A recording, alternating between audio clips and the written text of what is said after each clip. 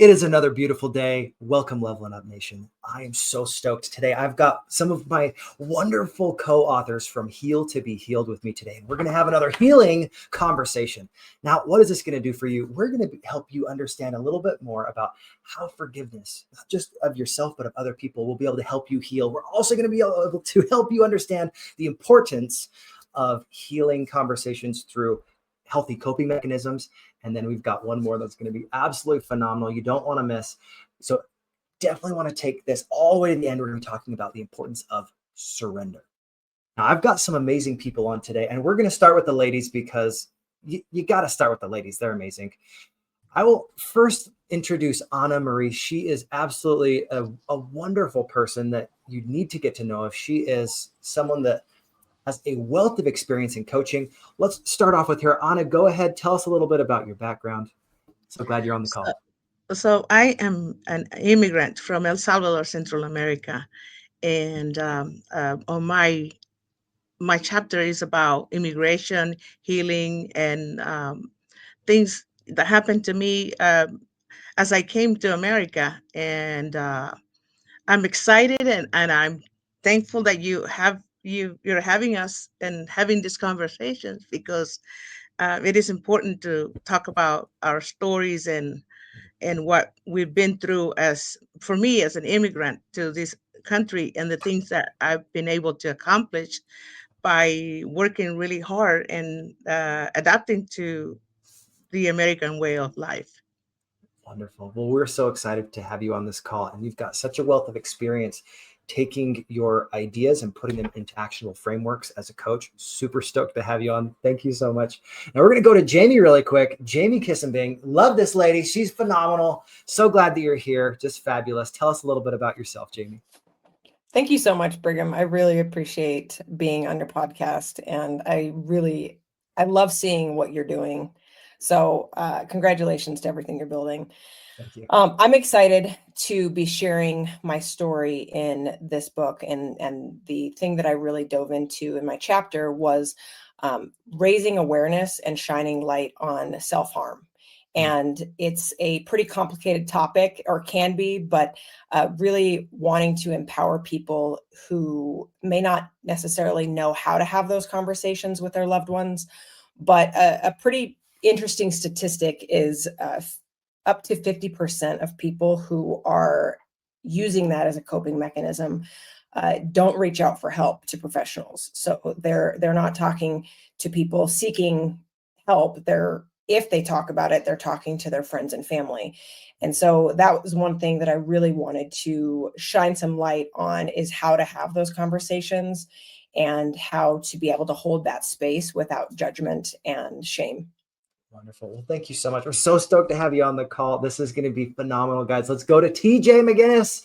This is one of my very dearest friends and the first person to believe in me enough to hire me as his coach. So I absolutely love this guy. You definitely need to hear his stuff. Tell us a little bit about your background and why this project is so important to you. Thanks, Brigham. Yeah, I am a fantasy author writer who has tapped into the same kind, I guess, the heart of what we're talking about in Heal to Be Healed, as my characters make their own way. Sometimes we relate our pain through metaphor, and so I'm writing through allegory. And this in this moment that I'm writing about is really talking about that place of where your identity is just so messed up from your pain, where to the point where, kind of going with the self-harm thing, you can even be punishing yourself because you're believing things about yourself, what you've done or what you've got yourself into, and you, instead of loving yourself and looking for the path out, the way of light out, you've got people that are fighting for you, hopefully. Or sometimes you're blocked to that, and sometimes the battle you're facing isn't so much the people in front of you, it's the person within you that you're identifying with, that you're least listening to, that might not even be really you, just the things you've come to believe that you've picked up to cope with the pain of things that you've experienced in life. Wonderful. Well, welcome to the call. I'm so stoked to have you, man. This is the second time you've been on the podcast, and just a wealth of information and experience that you're just blossoming into such a wonderful speaker. I'm really excited for you, man. I'm so glad that you had this opportunity. Now we're going to turn the time over to Danny just for a moment. Danny's got some very unique background with helping people overcome addictions and your own struggle with this. Tell us a little bit about your story and how you've been able to create a platform for change and for helping other people. Absolutely. Brigham, thank you so much for the opportunity. And to the other co-authors that I'm sharing this podcast with today, thank you for your part in this as well. The self-harm hit me, the ideas that I had about myself that TJ just mentioned. Absolutely, guys. Absolutely. Anna Marie, thank you for your strength. Anna Marie, thank you for your strength to being where you are in your life today as well. So I'm Danny Podato. I am a certified Colorado peer and family specialist in Colorado Springs, serving as justice coordinator with Hope COS. Privileged and honored that these guys gave me the opportunity that they did. Thank you. So what I have experienced in my long-term recovery, because I am a man in long-term recovery, and like you said, what that means to me today is that I get to show up in the lives of other people, especially the incarcerated individuals that I serve in our county jail, that have who are where I have been, so that everything I have experienced, the addiction to methamphetamines, the addiction to alcohol, how I destroyed my life and everything beautiful in it so many times, and there was no way out until I finally surrendered to something greater than self, to Danny, to this power that a lot of us call God. I learned that I was putting myself in these situations, and through that, I had to forgive myself. I had an experience yesterday we'll probably talk about later on, hopefully. But it's just turning my pain into purpose, and in that there is the power to show up in other people's lives as a beacon of light, as a beacon of hope when they're in despair, when they feel that there is nothing but hopelessness, futility, and no way out. And I experienced in my recovery that the only way out is in. I had to look at me, why I thought these horrible things about myself, why I projected it onto everyone around me, why I was such a monster. And I get to say that today with gratitude that I am no longer that person. I am no longer a abuser. I am no longer a control freak. I am no longer serving the world to serve me, but I am showing up in the lives of others to give them that hope that, they need. Absolutely. Pain is your gift. Be grateful. Pain is your gift. I'm so stoked that the way that you brought this up, the only way out is in. This is so important for our very first topic. I want to bring up forgiveness, and how this shows up for every single one of us is a little bit different, but it is such an essential topic. I've got an expression that I wanted to make sure everybody knows, because this is how we're going to frame this. Anger is to take some, so anger is punishing yourself for the mistakes of others. And if you think about forgiveness, if we are not willing to forgive, it is like drinking poison and expecting the other person to die. It's insane, right? It's that resentment. So let's start with Anna. Tell us, what does forgiveness mean to you, and why is this so essential in the healing process? Go ahead. Oh, 1 second. You're on mute. Go ahead. I said that you stole my line. Unforgiveness is like drinking poison and wishing somebody else to die, and the one who's dying is me. Yeah. Forgiveness is important because you get to live free. You get to live your life fully, and you get to be fully alive. You don't have to live with resentment and, allowing somebody else to occupy rent in your space, in your head. So forgiveness is important for everybody. And Danny said about forgiveness to ourselves. Sometimes we punish ourselves for things that we might have done in the past, that nobody's holding us, like nobody's holding a gun in our heads. Yeah. For what we did, and we live, with unforgiveness towards ourselves, and we don't really live the life that we're supposed to live. So Oof. forgiveness is something important in our lives, and it's good for us and it's good for the other person too, because you know that's what our God has called us to do: forgive, and live fully the life that you're intended to live, like that you were intended to live in this world. Absolutely. Now, forgiveness is such an important topic. I want to go to Jamie for a second. How did you overcome some of those things early on to be able to forgive yourself? Because I know all of us have stuff that we've done. Every single one of us have things that we've been ashamed of. What have you done to be able to not only forgive yourself, but to forgive other people? So I loved that you said unforgiveness is like drinking poison waiting for another person to die. I've heard that for many, many years. And the funny thing about that phrase is I very much was okay with that. Mm. And it was interesting hearing that and realizing that just now, because that phrase is, I was like, yeah, okay, let's go. And I think going back to the forgiveness piece for myself is things didn't really start changing until I was willing to deal with that. I was okay with hurting myself. I was okay with being in a state of such darkness that was the only thing that seemed to make sense at the time. And I was okay with that for a long time. And so I stayed in it for a long time. And things didn't change and things didn't get better, or they would get better and then it would cascade in the other direction because of actions I would take or I was unwilling to take.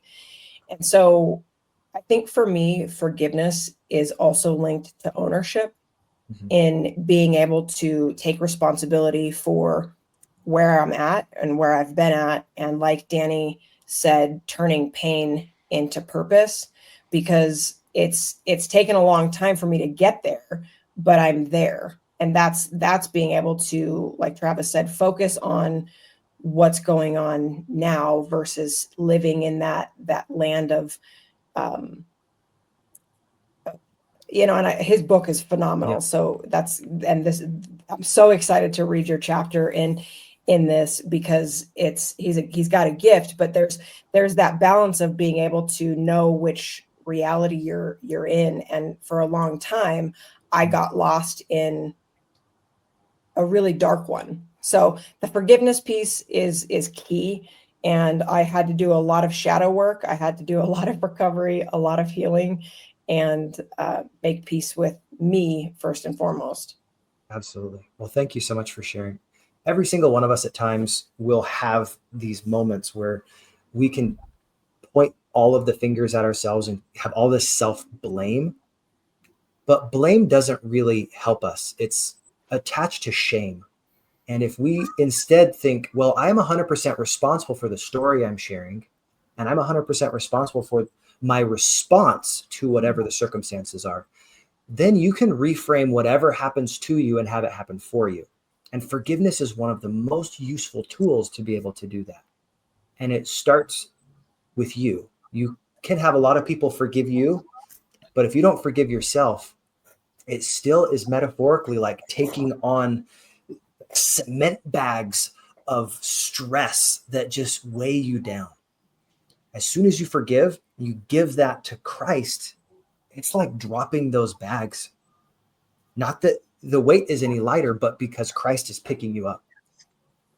All right. Now I'm going to go to TJ for a second, or my good man, Travis. I'm going to call you TJ. It's kind of fun. I like it. I like it too. Tell us about your thoughts on forgiveness and why this is so essential in the healing process. Oh my goodness. Well, forgiveness for me personally came down to a point of realizing that, like, if I believe that God has forgiven me, then I have to forgive myself. Mm. I was stuck in a place where I believed that there was that unconditional love, that, higher power, purpose, that freedom. But in my own journey, I had basically tried to do things so authentically on my own strength that I couldn't accept the hypocrisies and the mistakes of contradicting self and choices and the impacts of those choices that those made. Um, and so it was just still very hard for me to think like, well, but this is how I showed up. This is who I am. But underneath and behind that is these unreasonable expectations. Like, am I really believing that I'm perfect? Am I, really, like, I guess, well, I let someone down. I said I was this way and I was really that way, or I judged. Mm. That's actually kind of the gateway of this character's arc that I have going, where his desire to be seen and believed at a certain level without understanding the reality of his nature, and then reconciling the two, but then understanding that all of this was not real. um, it was an attempt to be seen outwardly, whereas inwardly, if you care about truth and you care about justice, and then you can easily come to the place where, well, I deserve what I'm getting, Mm. and it becomes a worthiness issue. And for the people out there who've had people take advantage of that, like, that's also a very scary place where they reaffirm to control you, that, yeah, you are that person and you don't deserve those things. And Mm. what's even worse is especially when you're younger, if you get those voices of those people in your head, even though those people have moved on, for some reason those voices will continue to Mhm. echo and even amplify and not even be the original person, but it becomes a voice after voice that is there to meet you when you're by yourself in the Yeah. dark, that idleness, that loneliness, that disconnect, that lack of love, that feeling of unacceptance, when you feel, and as a person on the outside. Like, I remember all the times that I could be surrounded by friends, in a crowded room, having a great time, and still feel more alone than Mm. ever. And so, it having I pray that everybody has someone who loves them enough to embrace them where they're at, meet Mm. them where they're at, and see who they can be, the good of who they can be, see the gifts that God has put there that have been skewed, Mm. because oftentimes, um, the beauty of our lives are just tainted by lies of expectations. And that's what leads to the surrender part. Because oftentimes, so I have in the excerpt that has been submitted to this book, it's an arena. And in an arena, you fight, or you die. And sometimes, or trying, and sometimes we just don't want to die anymore. We're tired of being defeated. Mhm. But even winning doesn't feel like winning. It just feels like, stepping over somebody so that you're not stepped on. And sometimes it's realizing that there's a third option, and that's the surrender piece of, Mm. like, I don't have to fight, right? And this, I'm not who I'm supposed to be in the arena, especially when you feel like all the expectation of the eye is observing. Say, this is who you are. This is how you're supposed to show up. You are the beast. Like, no one's supposed to mess with you. You're the beast. You dominate this arena. No Yeah. one's taking you out. And when though, at the same time that in trying to feel power in your life, you feel like a prisoner. You Mm. feel trapped in a cycle that you can't escape. And for this beast, he can't die. He has a regenerative ability, so it's almost like he's forced to constantly wake up and do it all over again, no matter what the outcome was before. And so Beautiful. forgiveness of self, leads to freedom, from that arena. Absolutely. Well, thank you so much. That's such a meaty answer. I'm so stoked to hear a little bit of what Danny has to say on forgiveness, because I know you had to not only process forgiveness for yourself, but there's been people in your life, I know, that have harmed you in lots of different ways because of your association with them. How have you been able to find forgiveness on people that really didn't deserve it, but you still were able to give it? That's a great question. Thank you. And TJ, thank you for the lead, man. That was awesome. You opened up some doorways for me to talk about. So, here's the thing. It's crazy because just a couple weekends ago, I was hanging out with my girlfriend, and I broke down to her and I told her I'm just so sick and tired of being angry and resentful and drinking the poison that I want others to experience. I'm part of a nonprofit worldwide organization that's helped millions of people over the years since the 1930s get and maintain sobriety. Not only that, but find a power greater than themselves that could restore them to sanity.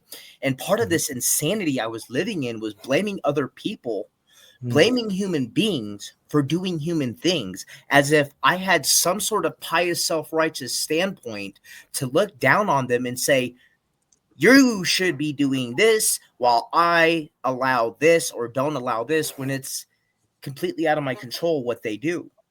Even when they overpowered me, even when they outsmarted me, even when they got over on me, I still took the blame, not only against them, but to me, and a victimization and saying, how could you do this to me?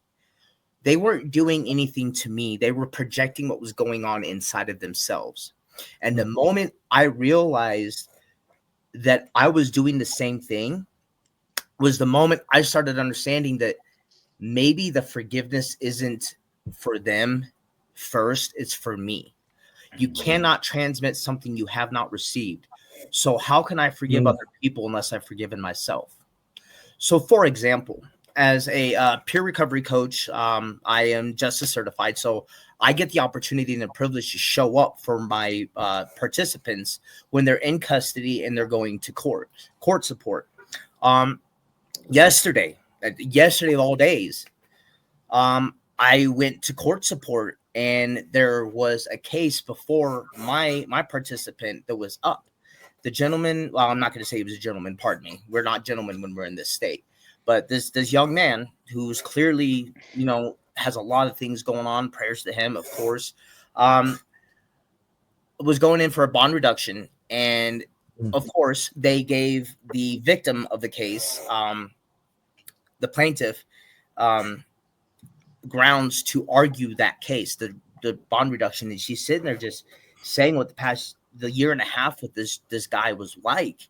And it was horrible. And he would act out in horrible ways, be very controlling, manipulative, threatening to kill her if, he ever got sent back. She sent him back to jail, doing horrible things to her, like answering her phone when it's her boss calling and, jamming him up about who he is and this and that. And it's like, I found myself starting to get annoyed and even angry with this guy.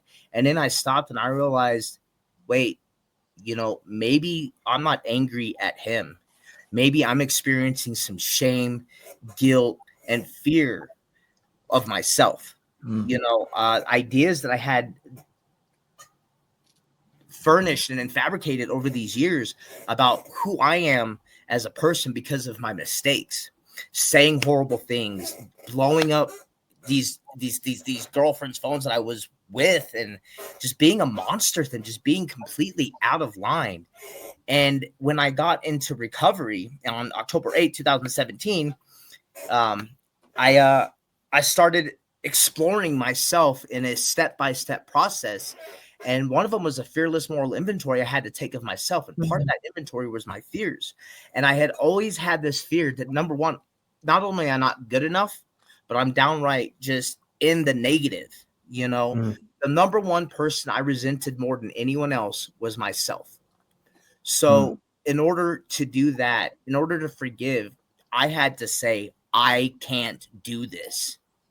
I need a higher power. I need something greater than self to relieve me of this. And since I have such a hard time letting go, I adopted the idea my girlfriend recently told me is just give it to something. And being in this program for so many years, you figure just, you give it to something. So since I have such a hard time letting go, I gave it to something greater than Danny. And I woke up this morning feeling so different, able to forgive people who has transgressed me. So at the end of these meetings I go to, this program I'm a part of, a lot of the time we say the Lord's Prayer, and I'm pretty sure we're all familiar with that. But 2 lines in it. Forgive us our trespasses as we forgive those who trespass against us. Mhm. I have no right, no business, no concerns, no matters to self-righteously, indignantly point the finger at other people who are just doing what they know. Mhm. And TJ said something that hit my heart so much, man. Meeting people where they're at. As a peer recovery coach, as somebody's mentor, as somebody's help in their recovery from mental health and substance use, I get to go and meet them where they're at, and I get to show them what resources they have, what empowerment they can use, and just I get to encourage them, and I get to help them find that light within and develop some self-efficacy so that maybe one day they can look back and be like, I was worth it. I am worth it. And that's one of the most powerful things I can do for my personal recoveries is help others where I was. Absolutely. That's one of the premises of this book is heal to be healed. You are sharing your story so that you can help more people. Thanks all of you for not only talking about forgiveness, but sharing your experiences in this. Now we're going to be talking about coping mechanisms. This part's going to be a little bit more compressed, guys, so that you know not only a few simple ways that you can have healing, but that these are helpful ways that you can immediately get like healthier ways to improve yourself. So let's start with Jamie, because this whole idea actually came up because of this pain that a lot of people have, and they process it through self-harm. Can you talk to us about what self-harm is and what it usually looks like so we can have a higher awareness? And then let's talk about some healthy coping mechanisms. Go ahead, Jamie. Yeah, so in the book, I really do shine light in the fact that it looks different for everybody. Because one, it's not something everybody participates in. And so, and those who do it very differently than the next person. And so I think echoing what Travis and Danny just said about meeting people where they're at and being able to have that conversation to find out what's going on with them. A lot of misconceptions about it is that people are doing it for attention and people are doing it just to really to get attention. And again, that may be the case for some. The majority of the time, it's not. And the majority of the time, it's actually something that thrives in silence. And so if you see something, going back to what Travis said, you need to meet them where they're at. So find out what's going on, have the relationship and the rapport to be able to go there and go there with curiosity and find out more about it. And that's then so good. This is so good, guys. You want to go there with curiosity. Absolutely. Keep going. Yeah. So in the book, I talk about a story with a place, my hand. I used my hand as one of the first places that I started, not because I wanted attention. And I share a story in the book about a time where a little kid, was really freaked out about it because it scared the kid. And I realized then at that moment, like, I better find a different location because, people are going to see this. And the fact that wasn't even something that I could connect the dots on really takes me back to where I was then. But the reason that it was there was so I was constantly reminded. So every time I grabbed a pen, it hurt. If I grabbed my fork at dinner, it hurt. When I went to go get my water bottle out of my locker at school, it hurt.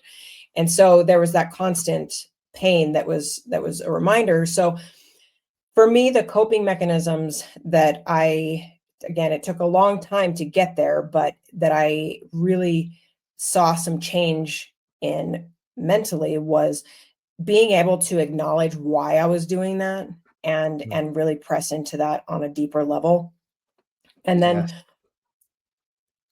kind of working from there. So I was doing it to feel alive because I didn't at all. And I felt so numb and out of touch with my body. And so to bring me back into my body, one of the ways that I have been able to is simply holding an ice cube. Holding an ice cube, all of your sensory nerves are being activated. Yeah, it's cold, it's uncomfortable. You want to let it go, but resisting for a moment to really allow that cool coldness, uncomfortability to set in, and to get back into your body, get back into what's going on, and remember what you're doing and what you want to be doing. The other thing that I've used a lot is biting into a lemon, just because the taste and the smell and the, I can feel it. You're like, oh, it like gives you the chills. Like you bite that lemon and just the citrus spray into your mouth. That's crazy. Yeah. And it psychologically, it does a lot. And I've been learning a lot in this, because the other thing is the triad within the Final Percent, and becoming a certified coach through them has been great, because I'm learning all of these brain, facets of the dopamine and serotonin and how the brain works. But there's an actual reset when our body is kind of in a state of shock, not in a harming sense, but in like a bite into a lemon. Your olfactory system is activated. Your taste is activated, and you're able to kind of stop and reset. Okay, what's going on? Is it something that I need to activate myself with a fight or flight state, or is it something that I can just breathe or call a friend and talk about? But there's a lot in being able to lean on with the triad, which is simply just changing your physiology, changing your language. One thing I wanted to add on really quick, so that you guys understand what the triad is. It's a 3-part framework. It's not just what you focus on, it's the language and the meaning you create based on that, and then how that impacts your physiology. That's why there's triad. There's 3 things: focus, your language or the meaning, and then how that impacts you physically. So this is why the lemon, that physical shift, it reverses the triad, which makes it so now you can change what the meaning is or the language you use around it, and now you focus on different things. It's such a useful tool, and Jamie and I are getting certified in this tool, and it's such a fast way to reframe what's going on. Okay, go ahead, finish your thought, and then we're going to bring in the rest of these guys to let us hear what their coping mechanisms are to heal. Go ahead. Yeah, there's a lot that I've learned here, and this has been really significant, is utilizing the triad and activating the physiology piece, and then really following it up with, like you said, the focus and the meaning, because the meaning that we attach to things and life is so important.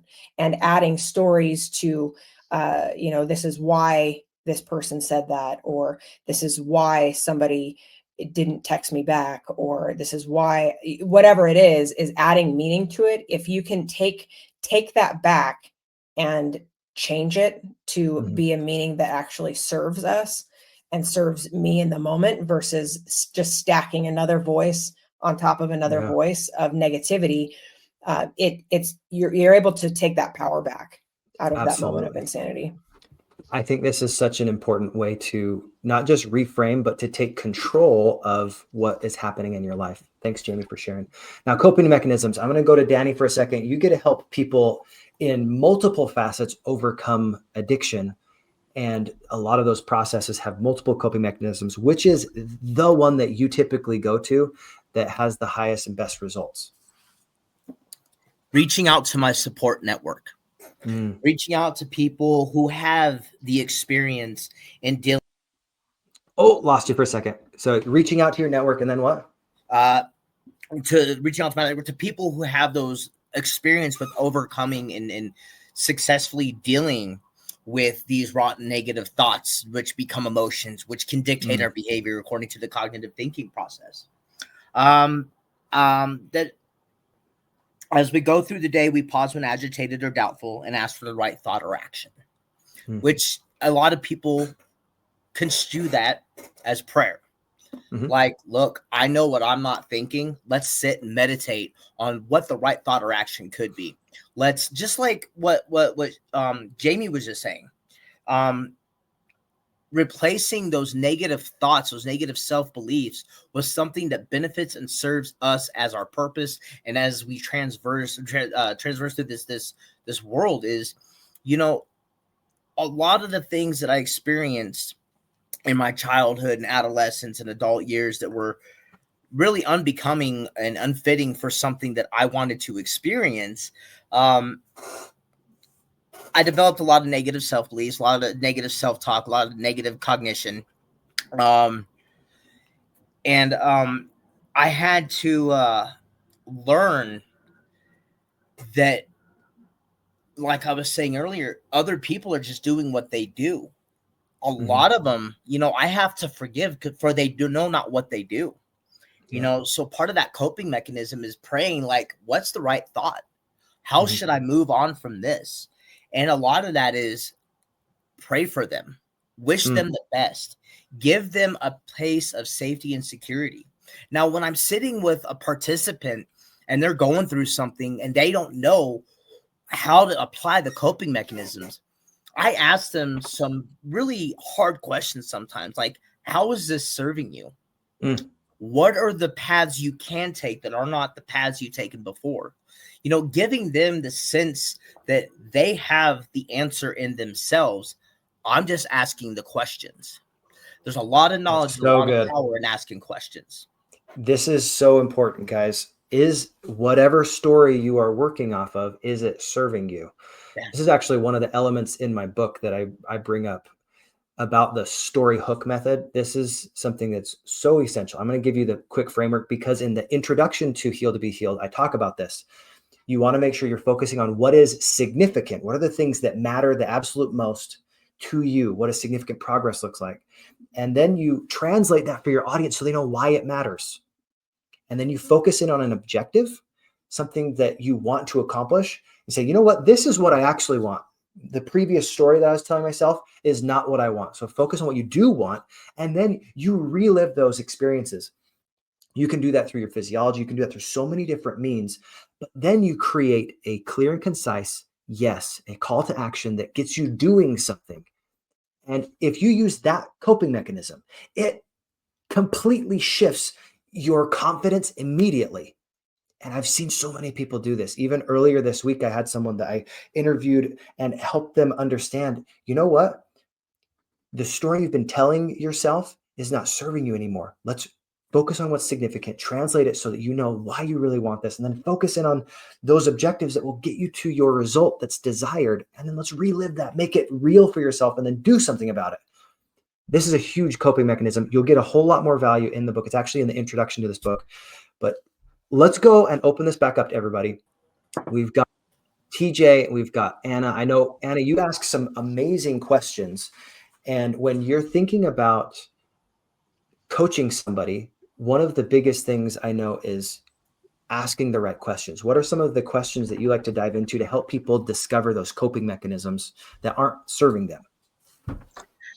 Sometimes I, like if I'm coaching somebody, I just ask them, what is hurting you and why is it hurting you? And depending on the answers, I tap into the healing the child within. Like if you realize that you as an adult, you're very powerful right now, and that little girl or that little boy inside of you is screaming and asking, for help, and nobody will come and help you anymore because your parents are sometimes they're gone, or they're dealing with their own issues as well. And so when dealing with somebody who's very angry at the parent, I ask them, do you think that your parent was hurt too? And I guide them to compassion to that parent. So imagine that little girl being beaten. In my case, my mother was the abuser to me, and I sometimes I tell them part of my story a little bit so that they can understand what I'm coming from, why my questions, and I like in my case, my mother was abused as well, and she did not know how to change or how to break the chain. And so in understanding why people do what they do, and that brings us a different perspective, and I- and take us to healing as well. So Absolutely. I talk about the healing the child within, because that little boy or that little girl has you, the powerful you, to help them, cope with, take a deep breath. What does that little boy or that little girl need from you Mm. that you can give to them? And so it's I have to be in that like I use props Mhm. to guide these people. Like I have a teddy bear today, right now. Perfect. That's the little, in this case, I will say Danny. And I put it beside them and said, what does Danny or whomever it is there needs from you? And so Danny definitely is a teddy bear. I mean, he's a stud. I'm so glad that we got. I need to get his reaction on that. We called the bear Danny. I was like, "Yep, this is Danny a- the teddy bear." That's and good. so I mean, I do a lot of like inner child healing, and Mhm. that's where I stand. I'm not as good as you guys as talking about these issues, but That's beautiful, that's though. where I stand right there. This is something I was talking about with my wife recently. We were talking about whenever we have those negative stories that pop up in our head, if we imagine those stories being told by a younger version of ourselves, like a 4 or a 5-year-old, suddenly the voice, the inflection, all those negative stories, you can start to perceive them in a completely different way. It's another great coping mechanism. And this has to do with your imagination, your creativity. I wanted to open up to Travis for just a second.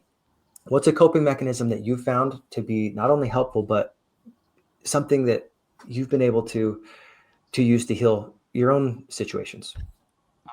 Definitely kind of touching into what you talked about, the triad about flipping something to the physical, but doing something that allows me to get pause and breaks me free from the cognitive, the mental story, the thoughts that are repeating, and Mm-hmm. the emotions that I'm feeling, and using just a simple like questioning myself, being objective. Like Yeah. when I say something, I'm like, is it true? And then I Mm. have to Is find it a true? way to justify it. Otherwise, it's just a story. And of course, like having, I mean, so many people have been kind to say, "Wow, you have a gift." Well, that the shadow part of that strength is I'll tell myself these elaborate stories and believe them so quickly or accept them so quickly without even questioning them, Mm. questioning their grounding in reality. So between those stories, stopping myself and demanding that I use objective, evidence to prove that whatever it is I'm believing is true, which usually triggers the feelings, or realizing that there's a feeling that's desiring this story to be real, and then acknowledging the feeling. Okay, I feel angry, I feel sad, or I'm afraid, and then Yeah. allowing that emotion to just be the emotion and Yeah. not allow it to become my identity. That's another huge piece. Like I just posted, this in the Irish language. They never say "I am sad." Literally translated, they say "sadness is upon me," and Ooh, that's good. That's a really that great reframe. that's been helpful because then allowing myself to sit with that, like learning that my negative emotions are teachers. Like if I'm feeling sadness, that's me. I need to learn, okay, I need connection. Okay, what's broken that needs connection? If I'm feeling angry, it means action. What action do I need to take? Mm. Where do I need to put that energy into a productive use rather than just coming out sideways to some hapless person? Or what am I afraid of? What wisdom am I lacking? What Mm. am I afraid of because I don't understand or know that I need to go learn? And Mm. what actions can I take to go and help understand, to help put those fears at ease? So those are some of Absolutely. the coping mechanisms. And man, I wish I could go on about Oh, what I Mama know. said. It was Well, so here's the great. thing. I love this idea of sadness is put upon you or anger is put upon you. It's not something that you are. And I think this is so important. Sometimes I'll even do this with my daughter. She'll be like, I'm feeling or I'm hungry. And I was like, wait a sec, I thought I named you Dottie. She's like, I'm feeling hungry. And that idea of it is upon you, it lets you realize a lot of these emotions are like waves. They wash over you and then they're done in 60 to 90 seconds if you don't dwell on that story that's negative. Because otherwise, if you dwell on it, now you have another 90 seconds and it can start to create a pattern or a chain reaction. So thank you so much for sharing that. Now, in our very last section, we're going to have maybe 3 to 5 more minutes. I want to actually have all of you talk about surrender. This is absolutely essential when we're talking about healing. I'm going to give you a quick example. My daughter, when she was on a camping trip, she tripped and really gouged up her knee. It got very hurt, had rocks in it. There was blood going everywhere. And she had to surrender to me cleaning out the wound before it could heal. And I want to talk to you guys. What does surrender mean to you? And then why does it mean something to our audience? And we'll keep these answers really quick. So go ahead, Danny. I'll let you start. Surrender? Mm-hmm. You know, one of my favorite things about that word is it really makes me think of the word serenity. Mm. You know, I know that on my own means and the way Danny Padato thinks and how these defective traits that I have can become shortcomings and harm other people, that it's probably not the right way that I lead my life the way I have led it. So what I do is every morning, I start out in the morning, you know, not perfect with it, but I do my best to consistently meet God where God is at by surrendering who I think I am, who I have told myself I am. And, you know, it does bring a sense of serenity. You know, guide me throughout the day, divorce me of self-pity, divorce me of dishonest motives, divorce me of self-seeking motives, and, you know, place my thought life on a much higher plane, clear my thought of wrong motives. That to me says surrender. Beautiful. The way I think as a human being is flawed. I can accept that. With alcoholism upon me, thank you, TJ. That was beautiful. I love the reframe on that because I hate considering myself an alcoholic. I that is not my identity. That is something that has happened in my life, a medical condition that I cope with every day. So I know that I'm selfish and self-centered and self-seeking by nature, self-pitying, victimizing, fear-driven. So that being known, when I surrender to this power greater than myself, I allow greater thought processes and greater beliefs, ideas, attitudes to take place so that I can show up not only for myself in a better light, but those around me who depend on me, who depend on me surrendering, who depend on me showing up for them, you know, so that I can give them the message that I feel is needed for them. And that's guided by intuition. You know, it's guided by this spirit that lives inside of all of us that we call God, that we, that I know that Danny's way doesn't work, you know? So real quick, one of my closest friends, his name's, I'm going to call him out here. His name's Jeff Romero. Very, very dear friend of mine, very close to my heart. He's a mentor of mine. And I would be messaging him, texting him, like telling all the horrible things that all these people are doing, you know, how they're offending me, how they're upsetting me, all this. And I'd be like, you know what? He's got to hear about it. So I'd call him. And the very first thing he would say without hello or anything is, who's not doing it Danny's way? And it would, you know, it would stop the whole story thing. So then I would have to go back and I'm like, all right, I'll go pray about it. I'll call you back. You know, thankful for this man. So grateful. He taught me how to get inside that spirit and, you know, the spirit of the universe, God, and how I can just rely on that instead of this miswired brain that likes to send me into dark, sordid places that just no longer serve me. And did they ever really serve me? Yeah. They didn't. So knowing that that's where I go, I surrender every morning, and I've been surrendering at night. And I have to give it to something because Danny's way doesn't work for others, and it definitely doesn't work for me. Yeah. Beautiful. Who's not doing it Danny's way? That's so good. Thank you so much for sharing. Hopefully none of you guys are. I'm not doing it Danny's way. We're going to do it God's way. I think that's beautiful. All right, Jamie, tell us really quick, what is your conceptualization of surrender and why does it matter? I think surrender is really closely related to trust for me, because I found a significant amount of peace when I was able to let go of trusting myself. Because as I mentioned at the beginning, I was okay with being the one drinking the poison, and so I get what Danny's saying in the sense of my way doesn't work. I've had to kind of bridge a gap between knowing that and knowing that left on my own with my own devices, my own will, I will end up in a very sketchy part of town very quickly.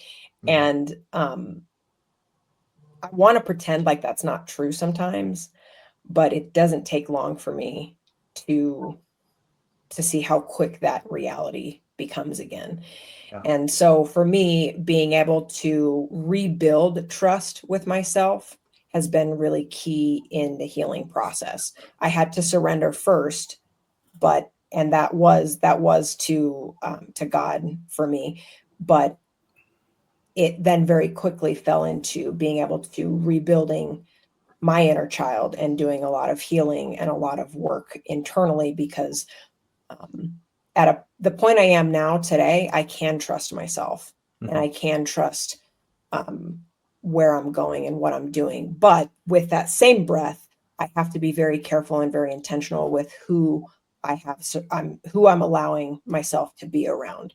The people that I choose to surround myself with have a lot to do with how I'm doing, and that goes both good and bad. So beautiful. Final thoughts on surrender, Anna. Go ahead. Surrender. When I surrendered to, I mean, and I do believe in God. So when I surrendered to the Lord, all my pittiness, I find myself living in freedom. It brings me peace and freedom, and it is my choice to give it to God and to live that way of life. But it also allows me to serve those that I'm serving in a greater capacity. Because if I'm not surrender, if I'm not leaving from that place, I have no business helping other people. Absolutely. This reminds me of Christ in so many different ways.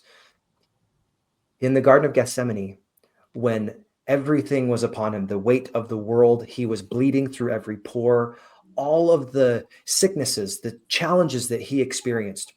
It was at that darkest moment on the darkest day of his life, the hardest thing that he accomplished. And he said, Father, if it is possible, please let this cup pass from me. Nevertheless, not my will, but thy will be done. And he surrendered to the will of the Father. And in that moment, Christ overcame the world.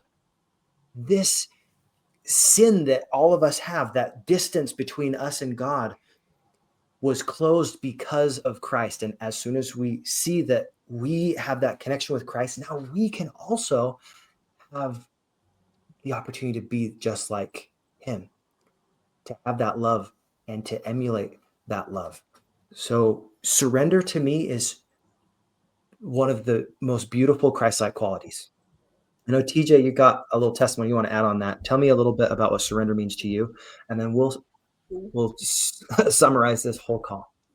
Wow, you guys really set that up well, on especially with the freedom part, and then Brigham, especially with bringing up Jesus. Because for me, surrender, currently, especially, I've had a lot of clarity, is letting go of my agenda, Mm, letting go of these assumptions that I just make about who I am and what I'm doing, so that I can listen to God. God's like, let go mm, of it so that you can hear me. And when you hear me, do it, obey, have obedience in it. And that'll lead you to that freedom and that life, that experience, that peace that you want. And so, kind of like what Jamie said with trust being big, but just trusting God that I can release myself and that there's the most reliable safety net to catch me and bring me where? Because it's oftentimes like when you're dealing with a child who's afraid to let go, but you're trying to help them out of their situation. And you're like, just trust me. The things that I have for you are good. Just Mhm. believe that. And it's so hard. But I remember very distinctly, a form of surrender was I had a couple beers, and but things didn't go the way I had planned that night, and I ended up in a situation where my judgment was off, and I knew I was about to do some things that I knew I should not do. And the first part of surrender was engaging God in the conversation. And I even was like, God, this is what I'm going to do. And I'm driving, on my way to the destination. And because of that kind of concept of surrender, I've invited God to speak. God, right, is like, you're free. You don't have to do this. You're free. You're not a slave to your sin anymore. Mm, And I started like, do I believe that? And just started thinking about mm, what you, Brigham, what you mentioned, right? Like all that Jesus went through to free me from myself into that full obedience up all the way to death. And realizing the price he paid to realize like I started like speaking out loud in church. I'm like crying, like I'm not a slave. I'm free. I don't have to do this anymore. And it actually took the desire away. Like I completely thought there's no other choice. I have to follow through on this desire. But allowing that conversation to start, surrendering what I was dealing with to God, even though I thought 100% I'm going through with this, there's no stopping me. No one's going to stop me, and X, Y, and Z. Allowed that chain to be broken. And mm, that's when I realized like, this is, God is amazing. This is amazing. Surrender is amazing. Freedom is possible. Like these things are there if you would let go of the things you're believing about yourself, the agenda that you have, mm, and allow light to come in and allow those who are even there, even if it's just calling a friend. I've mhm. had those moments too, but in that moment, God was enough. Absolutely. Let go and let God. That so beautifully said. Thank you so much, guys. This has been a healing conversation, not just for me, but I think for every single person that's watched this. Guys, did you have a great experience here on Leveling Up? Tell me about. Yes, like raise your hand if you're like, this was Yes. amazing. Great experience. Wonderful. Why do people want to tune in? Because if we just missed the first little bit of this conversation, why should they tune in? I'll let Jamie start. Tell your experience really quick, and then we'll go to Anna. I think tuning in, there's a lot of life lessons that we all are able to bring to the table, and this book offers a lot of healing, and Mhm. hence the title. But the bringing my pain and allowing it to be purposeful, Mm, and none of it was meant for. I'm not allowing it to be meant for nothing. So turning the pain into purpose is everything. And I invite everybody, when the book comes out, get a copy, because there's a lot of solutions in this mhm, book. And one thing I am going to end with, self-harm is serious. It's something that I want the listeners to take seriously. If you have somebody in your life, if you yourself are struggling with it, my contact information, you'll be able to reach out to me through the book. Please do. And please reach out to all of the people that you relate to on this call, all of the other podcasts you've done, Brigham, any other mhm, author in the book. If you resonate with somebody, reach out to them. The statistics mhm. are high. They're linked to substance abuse. They're linked to mental disorders. They're linked to a ton of things, and there is hope. That is the most important thing I want to echo. So there's something for everyone in this book. Absolutely. Thank you so much, Jamie. Anna, why should people get the book? I say that God does not leave himself without a witness. Mhm, And throughout every chapter here, every author is contributing to healing. There's great stories that of overcoming in this chapter, in this book.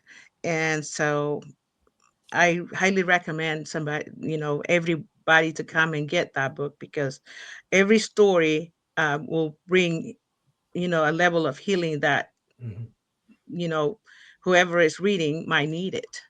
And Absolutely. so that's pretty much it. Beautiful. Danny, why do people need to get Heal to Be Healed #2, Time to Thrive? I don't like to should on people so much, even though I That's do. okay. But why would I want to get it? Because, well, for one, do you see these wonderful, beautiful people on here with us today? You, Jamie, TJ, Anna Marie, such testimony, so much empowerment, so much hope. And Jamie, I really want to say thank you so much for bringing up self-harm. April 19, 2011, I committed suicide. I was a cutter. I used to punch myself in the face. It was bad. Not only, but substance use disorder was self-harm too. Putting needles in my arms and bottles down my throat was not good for me. So thank you for bringing that up. When I was writing this book, writing my contribution into this book, I came across something that I still didn't heal from. So hopefully when people read that part in the book that I got to heal from, when I wrote it and put it down on my laptop, I collapsed in my chair. I was bawling. I was in disarray. I had to call Jeff. And so I'm hoping that people, when they pick up this book and they get to read what we have all contributed, they have that hope. They have that opportunity to find freedom from the bondage of self and just that happy, joyous experience that, there is hope after dope. Absolutely. I am on Facebook as well. Please, if you resonate with what I've said, my name, Danny Pedato. You might be able to find me in mutual friends with Brigham or Anna Marie. They're my friends on Facebook, thankfully. Just reach out. I'm also with Hope COS in Colorado Springs, and we do offer peer support services for people in need from substance use disorder recovery, mental health. Excellent. Thank you so much, Danny. And TJ, we'll let you finish this out. Why do people need to get this book, and why does it matter? Human beings are wired for story. We crave it, and the reason why is it's the only way we're able to experience the journeys of others and reap the benefits of it without actually having to have walked it ourselves. And when we allow ourselves to hear the stories of other people's journeys, our world becomes bigger, and we didn't even have to leave our seat. It was all just within a book, all within the mind. And so there's so as other people experience victories, you can experience these victories too without having to have gone through them, because you shared it with them from the seat of wherever you're reading it from. Absolutely. Thank you so much. Guys, this has been such a wonderful experience. I want to make sure that every single one of you that has stayed through this whole thing has that opportunity to not only heal yourself, but to heal others. So pass this message along. Let other people know that Heal to Be Healed #2 is coming out very soon. December 3rd is going to be the launch date. We're so excited. This is something that I'm really passionate about. I've put so much heart and energy into this book, not because I want it for me, but because I want it for you. I want you to be able to heal. I shared my brother's story, how he overcame so many challenges and then succumbed to suicide. But there is a silver lining, and you'll find out what happens in the book and why you can actually take some of these coping mechanisms and not just heal your own relationships. You can heal your lifestyle. You can heal your mind, heal the stories that you're telling yourself. It's going to be so phenomenal. So one of the last things that came up that I wanted to make sure I brought up, this was a story that I've heard since I was a little tiny kid. There was an ancient prophet. His name was King Lamoni. Well, not a prophet. He was a person that was listening to the prophet. And King Lamoni, when he came to this prophet who's teaching him, he said, "What can I do that I can feel this feeling that I hear around you? What can I do?" He said, "Give away all your sins. Like, stop worrying about doing these bad things." And he said, "You know what? I don't want to have any of those sins anymore. I want to get rid of all of them." And he had no more desire to do evil. That's what that healing process and giving and surrendering to Christ means, is you no longer have that desire to do evil. You have that desire to do good and to help others. As soon as you heal, you want to go start healing others and helping others. And that's one of the biggest things in this book. So I hope that you got a ton of value from this. If you thought this was helpful, please like and subscribe and share this with everybody that you think could benefit. Have a great rest of your day, guys. Get that book. It is such a heart project for me and so many other authors. I'm so grateful to be part of this. Have a great rest of your day, and God bless, guys.